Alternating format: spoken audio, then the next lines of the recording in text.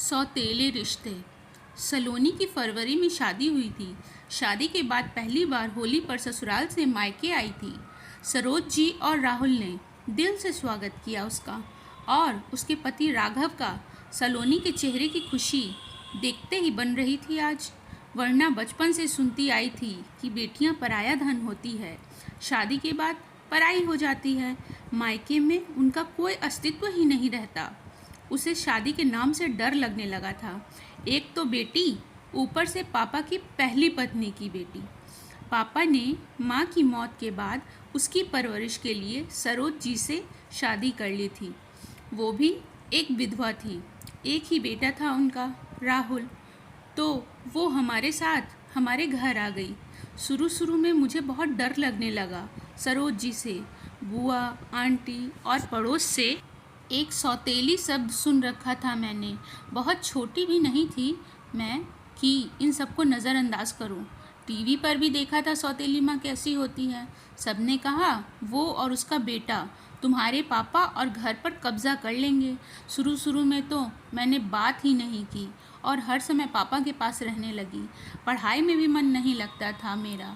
पर फिर किराए पर रहने आई आंटी ने बहुत प्यार से समझाया और मुझे कुछ समझ में आया और मैं अपनी पढ़ाई पर ध्यान देने लगी और एक दिन मैं एक सफल डॉक्टर बन गई। इस बीच राहुल और सरोज आंटी का बहुत प्यार और साथ मिला। आज शादी के बाद पहली बार पहले होली के त्यौहार पर आई हूँ, तो इस बार ये त्यौहार यादगार मनाऊंगी। यही सोच रही थी सोनाली। होलिका दहन के दिन सरोज जी पकौड़े, गुजिया, बड़ी जलेबी आदि बना रही थी, तो सलोनी भी उनका हाथ बटाने आ गई। अरे सलोनी, तुम रहने दो बेटा और जाओ राघव जी के साथ बैठो, मैं ये सब कर लूँगी। मुझे करने दीजिए ना माँ। माँ, आज पहली बार सरोज जी सलोनी के मुंह से अपने लिए माँ शब्द सुन रही थी और सुनकर उन्हें विश्वास ही नहीं हुआ और वो वहीं जड़ हो गई और बस दोनों की आंखें बहती रही। फिर दोनों जो गले लगी कि सारी शिकायतें शिकवे उसमें बहते गए। उनको ऐसे गले लगते देख सलोनी के पापा की आंखें भी आज सजल हो गईं। फिर राहुल आया और कहने लगा, अरे यार, त्योहार पर कोई रोता है क्या? चलो दीदी, बाहर होलिका दहन करते हैं। और फिर सबने होलिका दहन की और दूसरे दिन रंगों से भरी होली का मज़ा उठाया।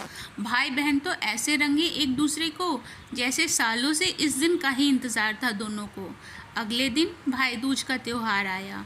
हर साल दोनों इस दिन को याद करके भी भूल जाते थे, पर इस बार इस दिन पर घर की रौनक ही अलग थी। सुबह से तैयारी चल रही थी। आज सलोनी ने खुद अपने हाथों से अपने भाई की पसंद का खाना बनाया और फिर उसे टीका किया, आरती उतारी। आज तो राहुल की आंखें भी नम थी। सालों से जंग लगे इस रिश्ते को आज नाम जो मिल गया था, भाई बहन का प्यारा रिश्ता।